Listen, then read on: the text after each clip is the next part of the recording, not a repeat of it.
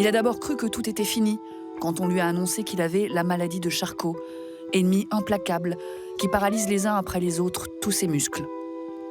En fait, tout ne faisait que commencer. Réaliser son rêve de gosse, retomber amoureux. Prisonnier de son propre corps, Jean d'Artigues aurait pu tourner fou. Il est devenu sage et rêveur. Il est la leçon de cette autre vie qui existe par-delà le malheur. Mon corps, aujourd'hui, c'est d'abord une pesanteur. En fait, je crois que j'ai jamais ressenti autant la pesanteur terrestre que depuis ces dernières années.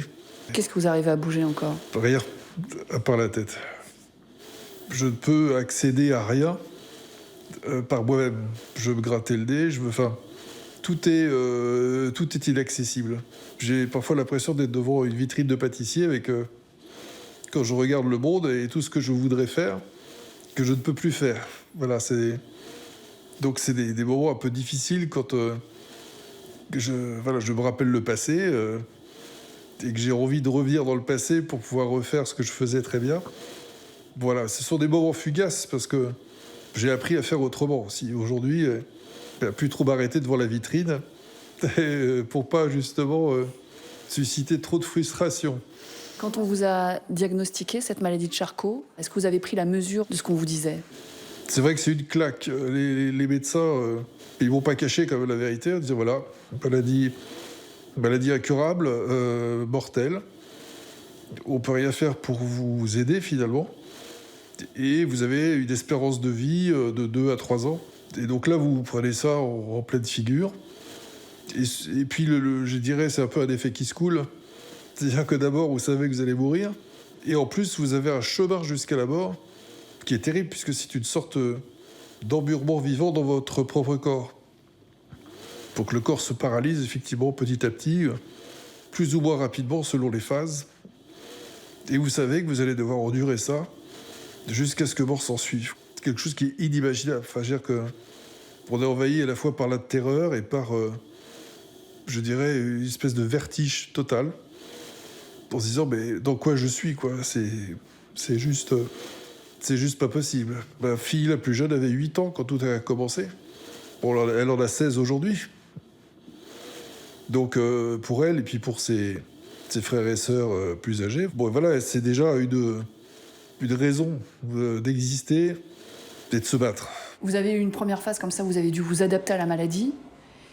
Mais paradoxalement, ça vous a aussi donné l'envie de réaliser vos rêves, parce que vous saviez que le temps était compté.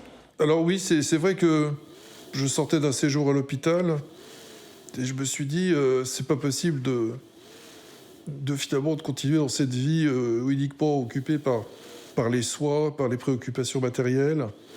Il faut que, quelque part, je me prouve à moi-même que je suis encore capable de quelque chose. Et c'est vrai que j'avais ce rêve de gosse de traverser l'Atlantique. Puis le miracle aussi, c'est que d'autres personnes comprennent ça. Et osent aussi embarquer quelqu'un comme moi pendant 50 jours sur l'océan.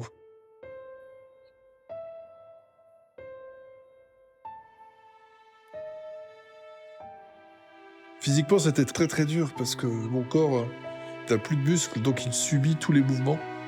Imaginez effectivement une bouteille d'eau sur l'eau, ça bouge dans tous les sens à l'intérieur, et il faut faire avec ça. Qui vous est arrivé aussi peut-être d'encore plus fou dans cette nouvelle vie avec la maladie, c'est que vous vous êtes marié, vous êtes tombé amoureux et vous vous êtes marié. Je me suis remarié, c'est une amie qui nous a présenté. Comme Laurence terminait ses études d'aide médico-psychologique, elle s'est mise à travailler à mes côtés, et puis un jour, on s'est rendu compte qu'on avait plus envie de se quitter. Et ça nous est tombé dessus tous les deux en même temps, comme ça. Et pourtant, j'avais pas tous les atouts en apparence pour la séduire et lui proposer de vivre avec moi. Et vous vous êtes pas posé la question à un moment, est-ce qu'elle n'a pas pour moi un sentiment de compassion, voire de pitié ? Je pense que si Laurence avait eu un sentiment de pitié, déjà, je l'aurais pas supporté. Parce que c'est pas dans mon tempérament. Et puis, on va pas très loin quand on a juste ce sentiment-là. avec tout ce qu'il faut pour donner pour elle, au quotidien, à mes côtés, voilà, s'il n'y avait pas un véritable amour, ça fonctionnerait pas. On peut pas tricher quand on est dans une situation comme la nôtre, quoi. En fait, on est tout de suite plongé dans les questions essentielles. La perspective d'une mort qui est quand même proche, d'une santé dégradée, avec un corps difficile à gérer.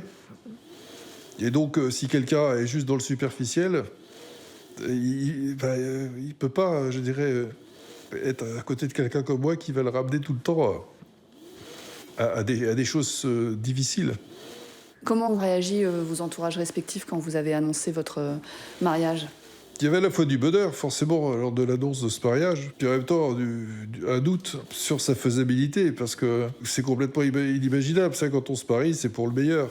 On parle du pire, mais enfin, c'est en toile de fond. Nous, on se mariait, on savait que le pire était là, et il nous restait plus qu'à inventer le meilleur, quoi. La réaction la plus drôle pour moi, c'était un ami à qui j'ai annoncé la nouvelle, et il m'a dit, bon, envoie-moi une photo. Et puis là, il s'écrit, ah, mais en plus, elle est belle. Je me suis dit, bah oui, effectivement, on a le droit aussi de se marier avec une femme belle quand on est handicapé et malade. C'est possible, et il suffit de demander. Physiquement, corporellement, il y a encore des gestes de tendresse avec votre épouse. Il y a quand même un échange qui se fait aussi physiquement. Jamais, finalement, j'aurais pu imaginer que, pas deux, on aurait pu se toucher autant, alors que je suis immobile.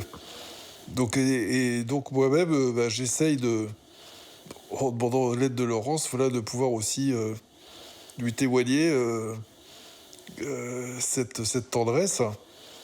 Voilà, elle me prend le bras là-bas, voilà, et elle peut les placer là où j'ai envie de lui témoigner effectivement que l'amour que j'ai pour elle.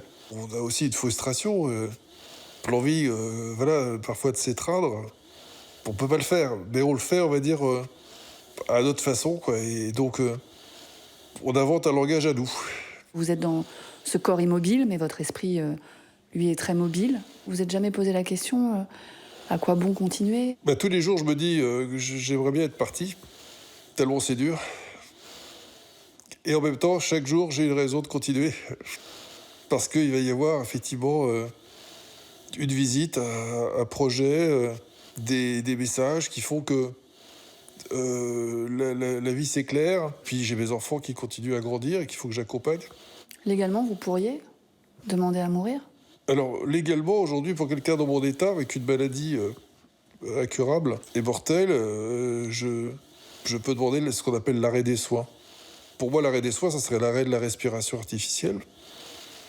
Après une mise sous sédation profonde. Donc ça, la loi le permet. Mais jusqu'ici, j'ai estimé que les difficultés n'étaient pas suffisamment lourdes pour que je dise, voilà, j'arrête tout. Vous êtes croyant? Vous vous êtes rendu à Lourdes? C'est vrai que c'est d'abord un endroit incontournable pour un malade. Enfin, c'est de ne pas y aller, voilà, c'est une faute professionnelle pour un malade. Vous avez participé à un film documentaire. On vous voit être plongé dans ces piscines de Lourdes qui sont alimentées par l'eau de la grotte des apparitions. Lâche le drap. Tiens-toi. Voilà, très bien. Baissez.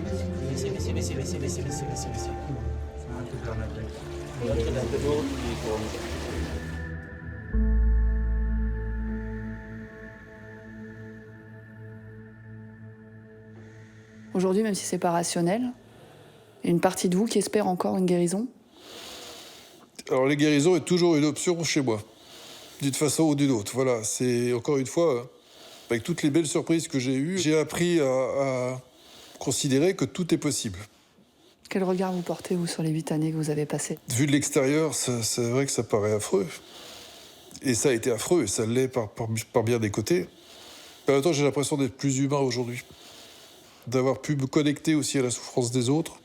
Et donc, c'est vrai qu'une vie où j'aurais fait que répéter à l'infini ce que je savais très bien faire et les habitudes prises, finalement, souvent assez confortables, est-ce que c'est véritablement vivre que de rester dans une routine? Voilà, j'ai eu un sacré coup de pied aux fesses pour me réveiller à des tas de dimensions que j'aurais laissées de côté. Et je me dis, ben voilà, le jour où je partirai, je pourrais dire j'ai accompli une vie humaine totale, complète, dans toutes ses dimensions. Et ça, c'est quelque chose de très beau à vivre.